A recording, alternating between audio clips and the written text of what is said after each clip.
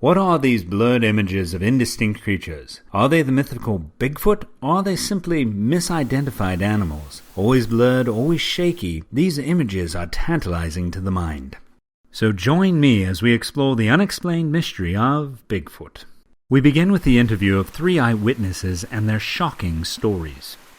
All right, boys, tell me, you had an encounter with the creature. You were coming down to do some manual labor. Is that correct?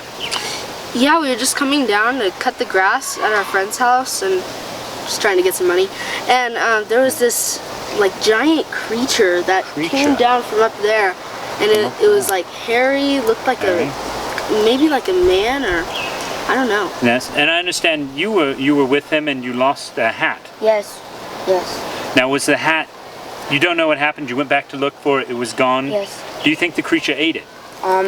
Maybe. I have no idea. Is it possible he's wearing it? It possibly. Would you say you have a large head or a regular head? Just like regular. Regular, yes. Well, that's good. So you had an encounter, a close encounter of your own. The boys had come to cut the grass, and what happened after that? Well, I come out of my house, and I see the boys running by, screaming their head off. I see a weird dog, monkey, bumbo-jumbo creature chasing after them. And what happened to the boys? They go running off in the forest with the dog thing chasing after them. And you didn't do anything to help them? No. You didn't call the sheriff or law enforcement? No, I didn't. And for all you know, they're still out there being chased. Oh, yeah. You know, better off in a better place now. Up there. In the sky. Going to that big lawnmower shop in the sky.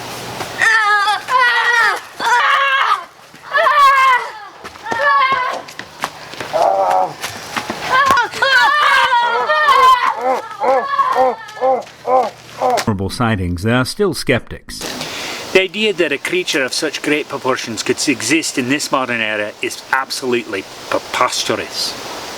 Yet for every skeptic, there are those who are thoroughly convinced Bigfoot exists, like Gene Lipton of the Cambridge Institute for Hominid Studies. So look, man. So as a serious researcher, I have to take all accounts and give them the kind of credibility. I got to treat them as they're all credible, because they're coming from people just like you and me.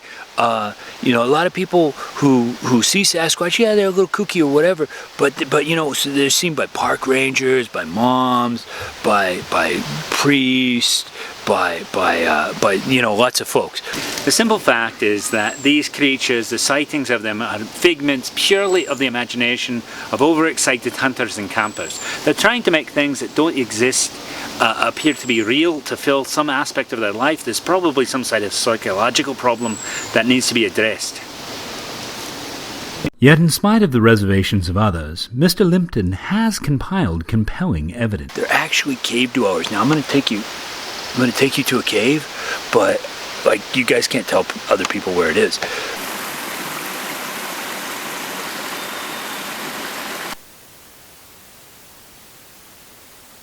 Gene did take us to the den he had discovered. Apparently it had been lived in recently by an unknown hominid.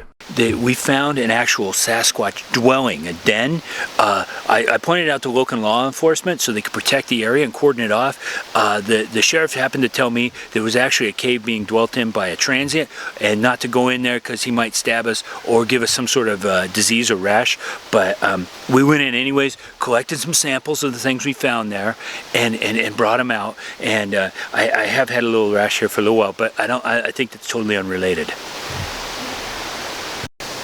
First is the question of habitat. There just isn't enough for a creature of that size to go undetected for so long. And also social pattern and socially groom and all that. I don't think so. I mean, is there enough food available for a family group that could actually be able to function? Still, Gene Lipton offers a compelling answer to the skeptic.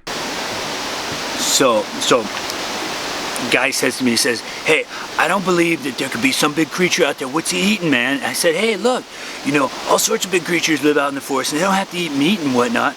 So, you have Native Americans, they're eating berries, they're eating acorns, they're eating other stuff.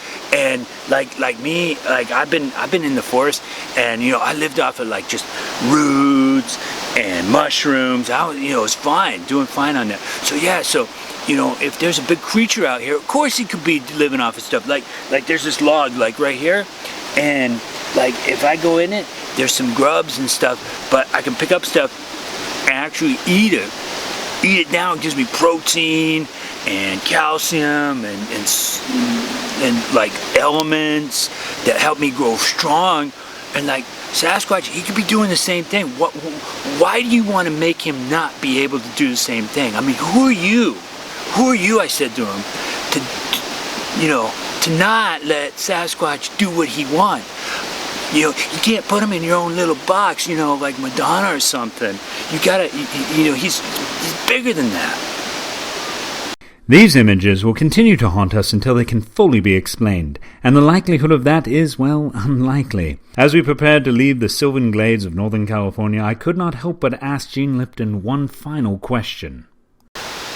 No, I've never seen Sasquatch, but I know a lot of people who have, and I've compiled enough evidence to prove his existence. He's like a physical psychic being, and I think because I'm so serious in my research and it's so dot those I's, cross those T's, that I think if I was out there and saw him and got that evidence, on camera, I think the government would come in with their helicopters and their bright lights, and they would capture the creature and begin doing the tests on him, like in that one episode on the X-Files when they got the guy and they were like, and he didn't like it and it wasn't cool. So that's why I think it's like I'm like a Sasquatch prophet. Like, I'm just supposed to spread the word, man. Just spreading the word, just letting you know it's out there, and then you got to go discover it for yourself. That's what I'm about. That's what I'm about.